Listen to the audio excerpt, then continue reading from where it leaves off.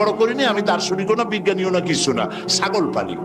আমি চিন্তা করি ছাগলে খায় ঘাস আর পায়খানা করে কতগুলো ক্যাপসুলের মতো ট্যাবলেট। আল্লাহ যদি না থাকবে এগুলো হয় কেমনে? ওর মাথা যেমন ও বুঝছেও তেমন। কথা বুঝতে পেরেছেন? ছাগলের রাখাল ছাগলের পায়খানা দেখা ওর মনেও চিন্তা আসে, নিশ্চয়ই কেউ পরিকল্পনা করে এরকম করে। কিন্তু ইউনিভার্সিটিতে কিছু সংখ্যক শিক্ষক আছেন জনগণের 12 কোটি মুসলমানের পয়সা দিয়া বেতন খায় আর বলে আল্লাহ নাই। একজন তো এই কথা কয়ে মরিয়ে গেছে। মরার সময় বেচারা বুঝতে পারছে যে কবরে গেলে দশাটা কি হবে, সেই জন্য কবরে যাব না। বলে দিল আমার দাফন করবে না, কাফন দিবা না, জানাজা দিবা না, এমনি নিয়া ফেলাইতো। তারপরে কি বলে মেডিকেল কলেজে দিয়ে দিও, ছেলেরা আমাকে অপারেশন করিয়া কাটাছেড়া করিয়া অপারেশন শিখবে। তার ওসিয়ত অনুযায়ী কাজ হয়েছে। এত বড় বুদ্ধিজীবী, তো তার ওসিয়ত তো শোনাই লাগে। ওর কাফনও হয় নাই, দাফনও হয় নাই, গোসলও হয় নাই, কপালে নাই, কি হবে? তারপরে থুইছে বার্ডেমের মধ্যে। কিছুদিন পর তাকে পাঠানো হয়েছে মেডিকেল কলেজে। মেডিকেল কলেজের ছাত্ররা যখন শুনলো যে ওই লোকটার লাশ আসতেছে, ওরা দাঁড়ায় বলছে আল্লাহর রাস্তে মাপ চাই, এই হুজুর এখানে আনবেন না। উনি বেঁচে থাকতে আল্লাহরে অস্বীকার করছে। এখন ওনারে কাইটা যদি আমরা অপারেশন শিখি, তাহলে যে রুগীরে ধরবো যাও বাঁচবে ওইটা মরবে, কাজী এদারে ফিরাও। এরপরে নিয়া কোনো জায়গায় নিল না, আবার নিয়া বার্ডেমের ডিপ ফ্রিজের মধ্যে রেখে দিছে। আমার এখন চিন্তা হয়েছে যে এই লাশটারে যদি এখন রাস্তায় ফেলায় দেয়, কুত্তাও খাবে না। কারণ আমার দেশের কুত্তা, আমার দেশের কুকুরেরা এতটা অভদ্র না যে কুকুরে এত পুরানা বাসি লাশ খাওয়ার মতো আমাদের কুকুর এত বেয়াদব হয় নাই, এতটা অসভ্য হয়ে পারে না। কাজী আল্লাহর সাথে যারা নাফরমানি করে, আল্লাহ এরকম দেখান, তবে এগুলি বুঝবে কারা? বুঝবে কারা? আল্লাহ রাব্বুল আলামিন বলেন ওয়াতিলকাল আমসালু নাদরিবুহা লিন্নাস ওয়ামা ইয়াকিলুহা ইল্লাল আলিমুন। অসংখ্য দৃষ্টান্ত এই পৃথিবীর বুকে ছড়ায় রেখেছি। এসব দৃষ্টান্ত থেকে উপদেশ গ্রহণ করতে পারবে তারা যাদেরকে আমি রব্বুল আলামিন জ্ঞান দান করেছি, যাদের জ্ঞান দিয়েছি। ওরা তো জ্ঞান পায় নাই, ওরা পাইছে বুদ্ধি। ওরা কি পেয়েছে? বুদ্ধি। আল্লাহ কোরআন শরীফে কোথাও বলেন নাই যে তোমরা আমার কাছে দোয়া করো আল্লাহ আমার বুদ্ধি বাড়ায় দাও। আছে না এরকমের কথা? আল্লাহ কি বাড়াইতে বলছেন? আল্লাহ রাব্বুল আলামিন বান্দাদেরকে শিখায়েছেন, বান্দার আমার কাছে দোয়া কর, রব্বি জিদনি ইলমা। পড়েন সবাই, রব্বি জিদনি ইলমা। আয় আমার রব, আয় আমার স্রষ্টা, তুমি আমার ইলমকে, আমার জ্ঞানকে বৃদ্ধি করে দাও। বলেন সুবহানাল্লাহ। সুতরাং আল্লাহ রাব্বুল আলামিন সম্পর্কে সামান্য লেখাপড়া যারা করে, ওরা আল্লাহরে বুঝবে কি করে? তবে আল্লাহ কোনো অ্যাকশন নেন না। পিঁপড়া সে যদি হাতিরে দেখে একটা ঠ্যাং উঁচু করে বলে, হে হাতি কত বড় একটা দেহ, এরকম যদি একটা বেসকি দেয়, তাহলে হাতি কি পিঁপড়ারে তাড়িয়ে আসে নাকি? আরে তোমার মতো ছাগল পাগল কইলো যে আল্লাহ নাই, তাতে আল্লাহর কিছু আসে যায়? ছাগল পাগল কুকুর ভেড়া এগুলোর কোনো দাম নাই আল্লাহর কাছে, এগুলোর কোনো মূল্য নাই। আল্লাহ পাক বলেছেন যারা আল্লাহরে অস্বীকার করে, যারা কাফের, তারা জানোয়ারের চাইতে নিকৃষ্ট। তারা হচ্ছে পৃথিবীর সমস্ত সৃষ্টি জগতের মধ্যে নিকৃষ্ট হচ্ছে তারা, যারা কাফের, যারা আল্লাহকে অস্বীকার করেছে। দেখুন কোরআন শরীফে আল্লাহ পাক এক জায়গায় বলেছেন, আমি মানুষ এবং জিনেদের মধ্যে এক শ্রেণীর মানুষ আর জিনকে তৈরি করেছি জাহান্নামের জন্য। জাহান্নামের জন্য তারা তৈরি হয়েছে। কারা? লাহুম কুলুবুন লা ইয়াফকাহুনা বিহা, যাদেরকে অন্তঃকরণ দিয়েছি, এই অন্তঃকরণ দিয়ে সব বুঝলো, এই বিবেক দিয়ে সব বুঝলো, কিন্তু আমারে বুঝলো না, আমার সৃষ্টি বুঝলো না। ওয়ালাহুম আয়ুনুন লা ইউবসিরুনা বিহা, তাদের চোখ দিছি, কিন্তু চোখ দিয়ে সব দেখলো, আমার সৃষ্টি দেখে আমাকে চিনলো না। তাদের কান দিলাম, এ কান দিয়া সব শুনলো, কিন্তু মজলুম দুর্বলের ফরিয়াদ তাদের কানের মধ্যে ঢুকলো না। উলাইকা কাল আনআম, আল্লাহ পাক বলেন এগুলি হলো চতুষ্পদ। কি কোন আপনারা বলেন? কি জানোয়ার? কে বলতেছেন? আপনারা কি রাগ করতেছেন নাকি? আর রাগ করলে হবেটা কি? সৃষ্টি যিনি করেছেন, এই পদবাচ্যে বিশেষিত বিবেচিত করেছেন সেই আল্লাহ। আল্লাহ পাকই বলছেন, বিবেক দিলাম আমাকে চিনলে না, চোখ দিলাম আমার সৃষ্টি দেখে আমাকে উপলব্ধি করলে না, হেদায়েত পেলে না, কান দিলাম হক শুনলে না, উলাইকা কালানাম, মালিক চেনো নাই, কাজী তুমি হচ্ছ চতুষ্পদ জানোয়ারের মতো। এ পর্যন্ত বললে না হয় হতো, কিন্তু আল্লাহ আর একটু আগায় গেলেন। আল্লাহ পাক সামনে গিয়ে বললেন, বাল হোক আদাল, জানোয়ারের চাইতে নিকৃষ্ট। কোরআন, কোরআন হচ্ছে বিশ্ববাসীর জন্য আল্লাহ পাকের পক্ষ থেকে সর্বশেষ হেদায়েতের কিতাব। এবং এই কোরআন পৃথিবীতে শুধু মুসলমানদের জন্য কোরআন আসেনি, কোরআন এসেছে সমগ্র মানব গোষ্ঠীর হেদায়েতের জন্য। কি বলেন, কোরআন কি শুধু মুসলমানদের? কোরআন সম্পর্কে আল্লাহ পাক বলেছেন, হুদাল লিন্নাস, হাদা বায়ানুল লিন্নাস। এটা গোটা বিশ্বের সমগ্র মানব গোষ্ঠীর জন্য আল্লাহ পাক কোরআন নাজিল করেছেন। কি জন্যে নাজিল করার কারণ হচ্ছে, মানব গোষ্ঠী সহ সমস্ত সৃষ্টির স্রষ্টাকে, বলুন সবাই, সৃষ্টি মধ্যে শ্রেষ্ঠ সৃষ্টিকে মানুষ, সেই মানব গোষ্ঠী যেন আল্লাহ থেকে বিচ্ছিন্ন হয়ে না যায়। তারা কিভাবে পথ চলবে, কেমনে তারা এই দুনিয়ায় চলবে, কিভাবে আল্লাহকে পাবে, সেই জন্য আল্লাহ পাক যুগে যুগে পেগম্বর পাঠিয়েছেন, অসংখ্য নবীদেরকে পাঠিয়েছেন, এবং তাদের মাধ্যমে জাতিকে, বিশ্ববাসীকে আল্লাহর দিকে আকৃষ্ট করার জন্য আল্লাহ পাক কিতাব নাজিল করেছেন। রাসূলের কাছে এই কিতাব নাজিল করে আল্লাহ পাক বলেছেন, আলিফ লাম রা, কিতাবুন আনজালনাহু ইলাইকা, হে নবী আমি আপনার প্রতি একখানা কিতাব অবতীর্ণ করেছি এই জন্য, লিতুখরিজান নাসা, যাতে করে আপনি মানব মণ্ডলীকে বের করে আনতে পারেন, মিনাজ জুলুমাতি ইলান নূর, আপনি যাতে করে মানব গোষ্ঠীকে অন্ধকার থেকে আলোর দিকে নিয়ে আসতে পারেন, সেই জন্য আমি এই কিতাবকে অবতীর্ণ করেছি। গোটা বিশ্ববাসী ছিল অন্ধকারের মধ্যে, আর আল্লাহ ইসলাম দিলেন, ইসলামের নাম, ইসলাম হচ্ছে আলো, আর একখানা কিতাব দিলেন, সেই কিতাবের নাম হচ্ছে কোরআন শরীফ। কিতাবখানার নাম কি? কোরআন শরীফ। আপনারা লক্ষ্য করুন, রাসূল করিম সাল্লাল্লাহু আলাইহি সাল্লাম যখন পৃথিবীতে এসেছিলেন, তখন সমাজের অবস্থা কেমন ছিল? খারাপ ছিল না ভালো ছিল? ভালো ছিল না খারাপ ছিল? অত্যন্ত খারাপ ছিল। এই খারাপ জাতিকে, এই ধ্বংস প্রায় জাতিকে রাসূল করিম সাল্লাল্লাহু আলাইহি সাল্লাম ভালো করতে পেরেছিলেন নাকি পারেন নাই? একটি কথা আপনারা মনে রাখুন, মানুষের জীবনে মায়ের পেট থেকে যখন পৃথিবীতে আসে, তখন তার শৈশব কাল, তার থেকে আসে কৈশোর, কৈশোর থেকে এসে তারুণ্য, এরপরে আসে যৌবন, তারপরে আসে বার্ধক্য। একবার বার্ধক্য এসে গেলে আর কখনো যৌবনে ফিরে যাওয়া, আর যৌবন কালে এসে গেলে আর কখনো তারুণ্যে অথবা কৈশোরে ফিরে যাওয়া, কৈশোরে এলে পরে শৈশবে আর ফিরে যাওয়া, এটা শুধু মানুষের ব্যাপারে প্রযোজ্য। খুব লক্ষ্য করুন, এটা শুধুমাত্র মানুষের জন্য প্রযোজ্য, সৃষ্টির প্রাণী জগতের জন্য এটা প্রযোজ্য যে যৌবন থেকে বার্ধক্যে গেলে আর যৌবনে ফিরে যাওয়া যায় না। কিন্তু এই কথা একটা জাতির ব্যাপারে প্রযোজ্য নয়। একটা জাতি যখন অনৈতিকতা, চরিত্রহীনতা, ধ্বংসের প্রান্ত সীমায় এসে দাঁড়ায়, তখন ওই মরণ উন্মুখ, বিস্ফোরণ উন্মুখ মরে যাওয়া জাতিকে আবার তার যৌবনে ফিরিয়ে দেওয়া যায়। তার প্রমাণ রাসূল করিম সাল্লাল্লাহু আলাইহি ওয়াসাল্লাম মরা জাতিকে জিন্দা করে দিয়েছিলেন।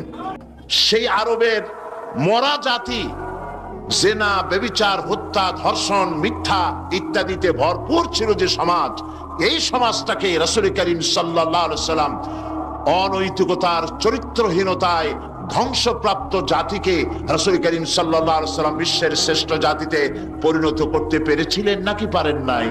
কি দিয়ে পেরেছিলেন বলুন তো এবার? এই কোরআন দিয়েই একটি জাতির বিরাট পরিবর্তন আনয়ন করেছিলেন মুহাম্মদ রাসূলুল্লাহ সাল্লাল্লাহু আলাইহি ওয়াসাল্লাম। দেখুন, স্কুল, কলেজ, ইউনিভার্সিটি, মাদ্রাসাগুলিতে পরীক্ষা হয়, লেখাপড়া হয়, এবং প্রত্যেকটি ক্লাসে অনেকগুলি সাবজেক্ট থাকে, সিলেবাসের অনেক বই থাকে। এই অনেকগুলি বই, সাবজেক্ট ইত্যাদির উপরে পরীক্ষা দিয়ে আমরা কি পাই? প্রোডাকশন কি হয়? চরিত্রহীন, দুশ্চরিত্র, বেনামাজি, হত্যা, ধর্ষণ, চুরি, ডাকাতি ইত্যাদি বৃদ্ধিপ্রাপ্ত হচ্ছে সারা বিশ্বব্যাপী, ঠিক কিনা? এবার দৃশ্যের অপর পৃষ্ঠ দেখুন, রাসূল করিম সাল্লাল্লাহু আলাইহি ওয়াসাল্লামের কাছে একটা বিশ্ববিদ্যালয় ছিল। আজকে যেমন পৃথিবীতে অনেক বিশ্ববিদ্যালয় আছে, রাসূলের কাছেও একটা ইউনিভার্সিটি ছিল। সেই ইউনিভার্সিটির নাম হলো আল হেরা ইউনিভার্সিটি। এই আল হেরা ইউনিভার্সিটির চ্যান্সেলর ছিলেন আল্লাহ রাব্বুল আলামিন, আর এর ভাইস চ্যান্সেলর হলেন মুহাম্মদুর রাসূলুল্লাহ সাল্লাল্লাহু আলাইহি ওয়াসাল্লাম। এই বিশ্ববিদ্যালয়ে যে সব ছাত্ররা তৈরি হয়েছিলেন, সেই সব ছাত্রদেরকে আপনারা কি চেনেন? সেসব ছাত্রদের নাম শুনুন। এই বিশ্ববিদ্যালয় থেকে যে সব ছাত্ররা বেরোলেন, তারা হলেন আবু বকর, ওমর, ওসমান, আলী, আমর ইবনুল আস, আব্দুর রহমান বিন আউফ, আবু উবাইদা ইবনুল জাররাহ, জুবাইর ইবনুল আওয়াম, জারির ইবনে বাজালি, আবু মুসা আশআরী, আবু হুরায়রা, আবু জাফর গিফারি, আবু যার গিফারি রিদওয়ানুল্লাহ তাআলা আলাইহিম আজমাইন। এই সব ছাত্র ওই বিশ্ববিদ্যালয় থেকে তৈরি হয়েছিল। আজ যদি পৃথিবীর সমস্ত বিশ্ববিদ্যালয় একত্রিত হয়ে প্রচেষ্টা চালায়, হযরত ওমরের মতো একজন মানুষ বানাতে পারবে কি? তাহলে রাসূল করিম সাল্লাল্লাহু আলাইহি ওয়াসাল্লাম তার ওই বিশ্ববিদ্যালয়ের সিলেবাসে বই ছিল মাত্র 2খানা। রাসূলের বিশ্ববিদ্যালয় সিলেবাসের কিতাব ছিল কয়খান? একখানা হলো কোরআন শরীফ, আর একখানার নাম আপনারা বলুন। মাশাআল্লাহ, একখানা হলো কোরআন, আর একখানার নাম হাদিস। কোরআন আর হাদিস দিয়ে রাসূল করিম সাল্লাল্লাহু আলাইহি ওয়াসাল্লাম সিলেবাসের মাত্র 2খানা বই দিয়ে গোটা বিশ্বের মানব মণ্ডলীর বিরাট তাদের মস্তিষ্ক এবং চিন্তার জগতে আলোড়ন সৃষ্টি করেছিলেন। রাসূল যে সমাজ তৈরি করেছিলেন, ওই সমাজ পৃথিবীর মানুষের কাছে আর ফিরে আসে নাই। তবে হ্যাঁ, আসতে পারে, যেহেতু সিলেবাসের সে 2খানা কিতাব আজও আছে। না নাই? রাসূলুল্লাহ বলেছেন, খায়রুল কুরুনে কারনি, সর্বশ্রেষ্ঠ যুগ হচ্ছে আমার যুগ। সর্বশ্রেষ্ঠ যুগ কার? রাসূলের যুগ। কেউ যদি প্রশ্ন করে যে কোরআনের মূল টার্গেট কি, কি জিনিসের দাওয়াত মানুষের সামনে কোরআন পেশ করেছে, তাহলে বলতে হয় যে দাওয়াতটা দিয়েছে সর্বপ্রথম, সে দাওয়াতের নাম হচ্ছে ঈমান। তো আমি এখন যে জিস্ট সাংবাদিক ভাইদের জন্য বলতে চাই, সেটা হলো এই যে মুমিন ব্যক্তির নিকট ইসলামের সর্বপ্রথম দাবি হচ্ছে ঈমান। আর এই ঈমান আল্লাহ এবং তার রাসূলের পেশকৃত কতগুলি বিষয়ের প্রতি নিঃশর্ত বিশ্বাসের নাম হচ্ছে ঈমান। শুধু নামাজ, রোজা এবং উমরা পালনের মাধ্যমে ঈমানের দাবি পূরণ হয় না। জীবনের সকল দিক এবং বিভাগে আল্লাহ এবং রাসূলের পূর্ণাঙ্গ নিঃশর্ত আনুগত্যই ঈমানের দাবি। এর বিপরীত আচরণের নাম মুনাফিকি বা কুফরি। আমাদের দেশে দুর্ভাগ্যজনকভাবে, অত্যন্ত দুর্ভাগ্যজনকভাবে রাষ্ট্রীয় পৃষ্ঠপোষকতায় ঈমানের বিপরীত কার্যক্রম শুরু হয়েছে। যেমন আগুনকে সম্মান প্রদর্শন করা, ভাস্কর্যের নামে যত্রতত্র মূর্তি নির্মাণ করা, মানুষের প্রতিকৃতি ছবি স্থাপন এবং তাতে মাল্যদান করে মাথা নিচু করে সম্মান প্রদর্শন করা, কপালে তিলক পরা, হিন্দুয়ানি কায়দায় বর্ষবরণ করা, বসন্ত মেলা, পৌষ মেলা, ভালোবাসা দিবসের নামে বেহায়াপনা, মঙ্গল প্রদীপ জ্বালানো ইত্যাদি বাঙালি সংস্কৃতির নামে যা কিছুই করা হচ্ছে, তার অধিকাংশই দ্বীন এবং ঈমানের সাথে আদৌ সঙ্গতিপূর্ণ নয়। আমরা লক্ষ্য করেছি দেশে যেটা হচ্ছে, সেটা হচ্ছে হজ এবং উমরার নামে আমাদের নেতৃবৃন্দ এবং সরকারের উচ্চ পর্যায়ের ব্যক্তিবর্গ হজ এবং উমরার নামে মক্কা মদিনা গমন করেন, কিন্তু দাদা বাবুদেরকে খুশি করার জন্য গয়া, কাশী বা শান্তিনিকেতন থেকে সংস্কৃতি আমদানি করেন। এটা আর যাই হোক, এর নাম মুসলমানি নয়, এর নাম হচ্ছে সুস্পষ্ট মুনাফিকি। এখন অবস্থা দৃষ্টে যা আমরা দেখতে পাচ্ছি তা হলো এই, ধর্মনিরপেক্ষতার নামে ইসলামের ইতিহাস, ঐতিহ্য, সংস্কৃতি চিরতরে মুছে ফেলার জন্য মারাত্মক ষড়যন্ত্র চলছে। আরেকটি বিষয় হলো, দেশে জনগণের নিকট তাওহীদের ধারণা স্পষ্ট না থাকার কারণে শিরক আর বেদাত মারাত্মক আকার ধারণ করেছে। সওয়াবের নিয়তেই লোকেরা অজ্ঞতাবশত শিরক করছে, পীর পূজা, মাজার পূজা, আস্তানা পূজা করে মানুষ তাদের ঈমান নষ্ট করছে। অন্যদিকে সাধারণ মানুষের অজ্ঞতার সুযোগ নিয়ে স্বার্থান্বেষী মতলববাজ কিছু লোক নিজেদেরকে অলি সম্রাট, সুফি সম্রাট, হুসনাক সম্রাট ইত্যাদি দাবি করে ইসলামের বিকৃত ব্যাখ্যা দিয়ে জনগণকে বিভ্রান্ত করছে। তাসাউফের মতো মহান এবং পবিত্র বিষয়টিকে ব্যবসার হাতিয়ার বানিয়ে ওরস শরীফ, গোসল শরীফ, নরস শরীফ, খসরস শরীফ এর নামে কুল্লু শরীফ করে মুসলমানদেরকে বিভ্রান্ত করছে।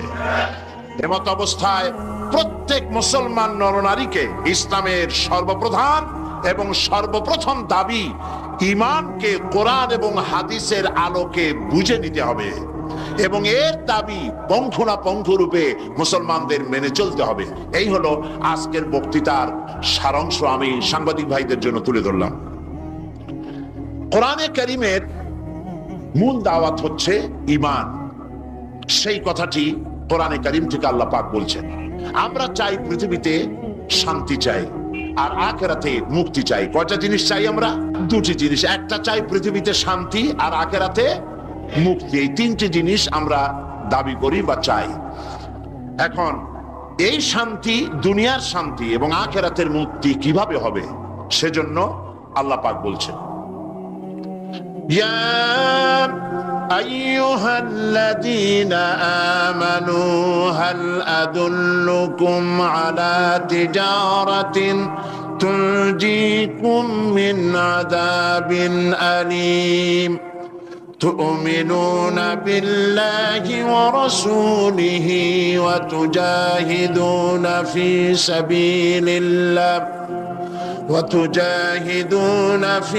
سبيل الله بأموالكم وأنفسكم ذلكم خير لكم إن كنتم تعلمون صدق الله العظيم। আল্লাহ পাক বলছেন সূরা আস-সাফ, হে বিশ্বাসীরা, তোমরা যারা ঈমান এনেছো শোনো, আমি কি তোমাদেরকে এমন একটা ব্যবসার কথা বলবো না যে ব্যবসায় তোমাদেরকে জাহান্নামের কঠিন পীড়াদায়ক শাস্তি থেকে রক্ষা করবে? এমন একটি ব্যবসার কথা আমি কি তোমাদেরকে বলবো না? তার মানে হচ্ছে অবশ্যই আমি তোমাদেরকে এরকম একটি ব্যবসার কথা বলবো। সুবহানাল্লাহ বলেন। কিভাবে চললে পরে জাহান্নাম থেকে মুক্তি পাওয়া যাবে সে কথাটি আল্লাহ পাক গোপন রাখেননি, ওপেন সিক্রেট। তিনি তো বান্দাদেরকে এজন্য সৃষ্টি করেন নাই যে বান্দাগুলি তিনি সব জাহান্নামে দিবেন। তিনি তৈরি করেছেন মানুষকে হেদায়েত যেন তারা পায়, সেই জন্য আল্লাহ পাক তাকে জ্ঞান দিয়েছেন, নবী দিয়েছেন, কিতাব দিয়েছেন। আল্লাহ পাক বলছেন আমি অবশ্যই এমন একটা ব্যবসার কথা তোমাদেরকে বলবো। সেই ব্যবসাটা কি? সেই ব্যবসাটা হচ্ছে, সেই ব্যবসার জন্য তিনটা পুঁজি লাগবে। কয়টা পুঁজি? একটা হচ্ছে ঈমান বিল্লাহ, আল্লাহর প্রতি ঈমান। আরেকটা হচ্ছে রাসূলের প্রতি ঈমান। আরেকটা হচ্ছে আল্লাহর রাস্তায় জিহাদ করা, মাল দিয়ে আর জান দিয়ে। এই তিনটি জিনিস। ঈমান আনা ফরজ। ঈমান আনা কি? আল্লাহর প্রতি ঈমান আনা কি? রাসূলের প্রতি ঈমান আনা কি?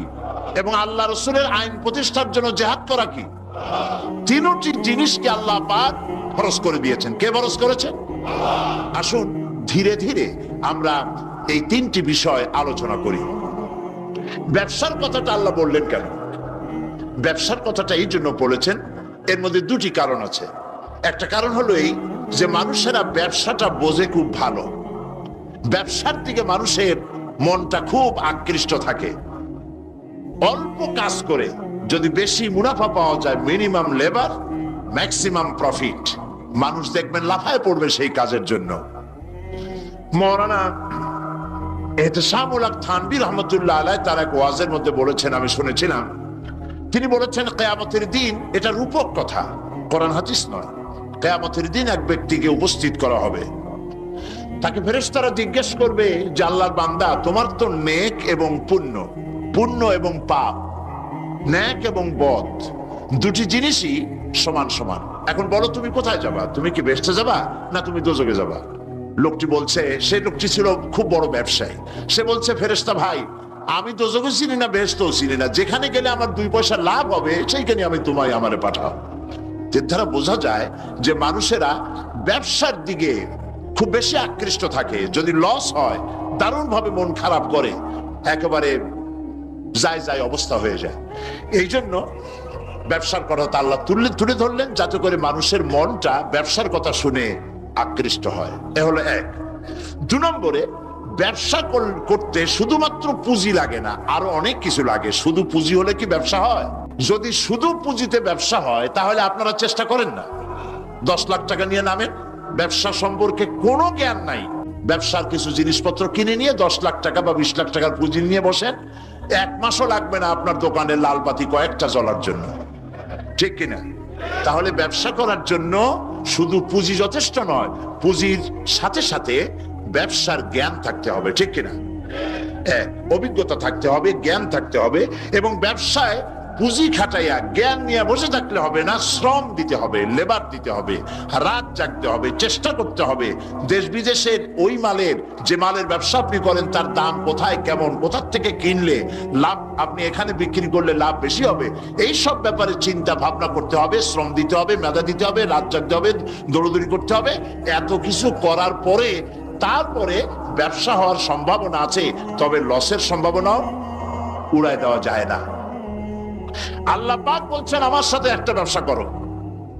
এই ব্যবসাটা হলো ইমানের ব্যবসা। এই ব্যবসাটা কিসের ব্যবসা?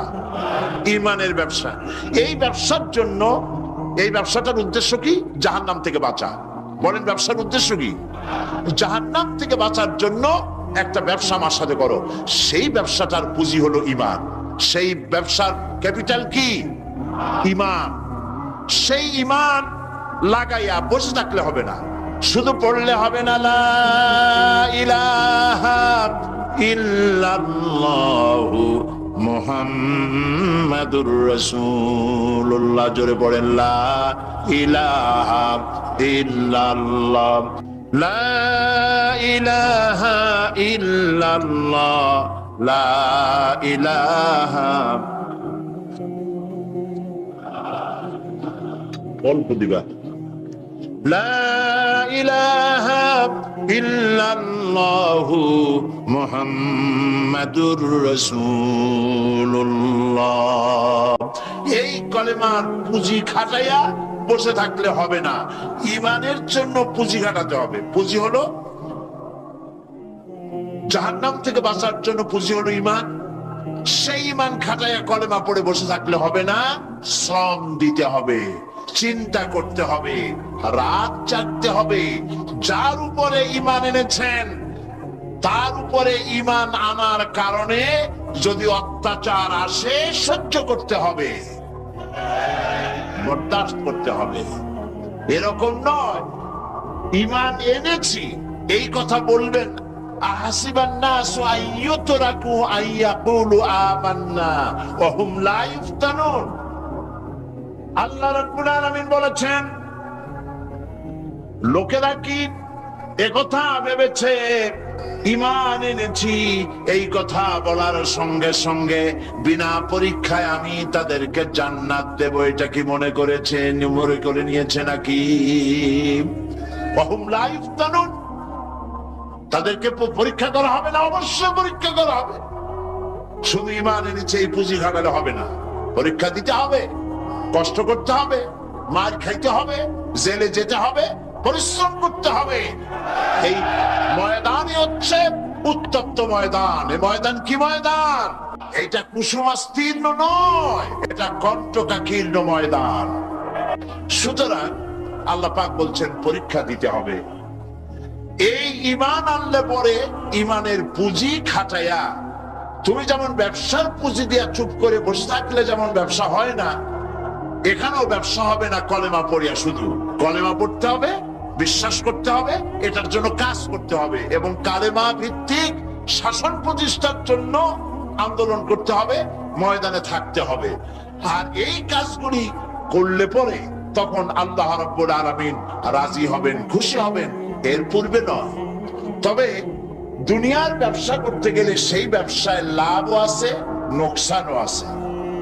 আল্লাহ রাব্বুল আলামিন বলেন, আমার সঙ্গে যে ব্যবসাটা করবে, ওই ব্যবসাটা হচ্ছে, আমার সাথে যে ব্যবসা করবে, এই ব্যবসায় নোকসানের কোন সম্ভাবনা নাই, কোন লস নাই। বাঁচলেও লাভ, জেলে গেলেও লাভ, ফাঁসির মঞ্চ চললেও লাভ, মরে গেলেও লাভ, মার খাইলেও লাভ। এটা সব জায়গায় লাভ আর লাভ। সুবহানাল্লাহ বলতে ইচ্ছে করে না? কারণ তুমি মার খাচ্ছ কার জন্যে? জেলে যাচ্ছ কার জন্যে? ফাঁসির মঞ্চে চড়ছ কার জন্যে? সুতরাং তোমার তো কোনো দুঃখ থাকার কথা নয়, তোমার তো কোনো চিন্তা থাকার কথা নয়। আমাকে তো আমার আল্লাহ শিখেই দিছেন কি, কুল ইন্না সালাতি ওয়া নুসুকি ওয়া মাহইয়ায়া ওয়া মামাতি লিল্লাহি রাব্বিল আলামিন। পড়েন আমার সাথে। আল্লাহ পাক বলেন, বলো নিশ্চয়ই আমার নামাজ, আমার কুরবানি, আমার হায়াত, আমার মত সবকিছু আল্লাহ রাব্বুল আলামিনের জন্য। কার জন্য? তাহলে মুমিনের কি কোনো দুঃখ থাকার কথা, কোনো কষ্ট থাকার কথা? নিশ্চয়ই নয়। মুমিন সর্বাবস্থায় আল্লাহর উপরে রাজি থাকবে, খাইরিহি ওয়া শাররিহি মিনাল্লাহি তাআলা। আমার উপরে যদি কোনো বিপদ আসে অথবা আমার যদি কোনো সুখ আসে, সবকিছু কার পক্ষ থেকে? হয়রান হওয়ার, পেরেশান হওয়ার কোনো কারণ নাই। আমার জন্য যা হয় তার মধ্যে কল্যাণ আছে। আমি বুঝি না কল্যাণটা কত দূরে, তবে কল্যাণ হবেই হবে ইনশাআল্লাহ। আল্লাহ পাক বলছেন, শোনো, আল্লাহর উপরে ঈমান আনতে হবে। তুমিনুনা বিল্লাহ। আমরা কি জাহান্নাম থেকে বাঁচতে চাই? তাহলে আল্লাহ পাক বলছেন আমার উপর ঈমান আনো। এখন আল্লাহর উপর ঈমান আনার জন্য 4টি শর্ত আছে। কয়টি শর্ত? মুখস্থ করেন। আল্লাহর উপর ঈমান আনার জন্য 4টি শর্ত। 1 নম্বরের শর্ত হচ্ছে আল্লাহ পাক আছেন, এটা বিশ্বাস করতে হবে। অনেক মুমিনও অনেক সময় প্রশ্ন করে বসে বিপদ দেখে, আল্লাহ কি আছে? এই চিন্তাই, এই ধরনের পেরেশানি আর হতাশ হয়ে কথা বলতে পারে কেবলমাত্র যাদের ঈমান যত দুর্বল, বিপদে তারা তত বেশি হতাশ হয়। আর ঈমান যত সবল, সে জানে যে আল্লাহ পাকের ফয়সালার অতিরিক্ত কিচ্ছু হবে না। যা হবে সবটাই আমার আল্লাহর ফয়সালা। কার ফয়সালা? সুতরাং আল্লাহ পাকের উপরে ঈমানটা আনতে হলে 4টি শর্ত লাগবে। একটা হচ্ছে আল্লাহর উপরে ঈমান এনেছে, এই কথাটা বললেই হবে না। ঈমান এনেছি, 4টি শর্ত লাগবে। প্রথম হচ্ছে আল্লাহ আছেন, এটা স্বীকার করতে হবে, বিশ্বাস করতে হবে। 2 নম্বরে আল্লাহর গুণাবলী সহ আল্লাহকে বিশ্বাস করতে হবে। 3 নম্বরে আল্লাহর ক্ষমতাটাকে স্বীকার এবং বিশ্বাস করতে হবে। 4 নম্বরে আল্লাহ পাকের আদেশ এবং নিষেধ, এর উপরে বিশ্বাস করতে হবে। আসুন একটা একটা করে আলোচনা করি। 1 নম্বরে আল্লাহ আছেন। আমার মনে হয় এই ব্যাপারে বক্তৃতা করার কোনো দরকার নাই, কারণ আল্লাহ নাই এই চিন্তা যারা করে তাদের এই মাহফিলে এসে বসার কোনো জরুরত নেই, ঠিক কিনা? তা আমি ধরে নিতে পারি যে যারা আসছেন, বসে আছেন, দাঁড়ায় আছেন, সব আল্লাহরে বিশ্বাস করে। সুবহানাল্লাহ। আল্লাহ ছিলেন, আছেন, থাকবেন। যারা বিশ্বাস করে না এগুলো পোড়া কপাল, ঠিক কিনা? এই পোড়া কপাল নেই।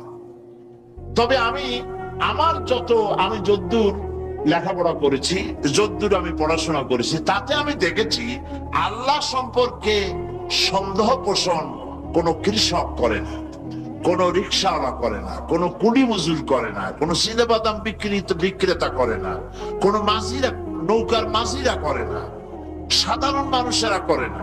আল্লাহর ব্যাপারে কোনো সন্দেহ পোষণ করে না। সন্দেহ পোষণ করে কারা? বুদ্ধির ঠেলায় মাথায় চুল নাই যাদের। ওই কয়েকটা পাতা ইংরেজি বই পড়ছে। আরে থামো, ওই আরে নাই শোনা, থামো তো কথা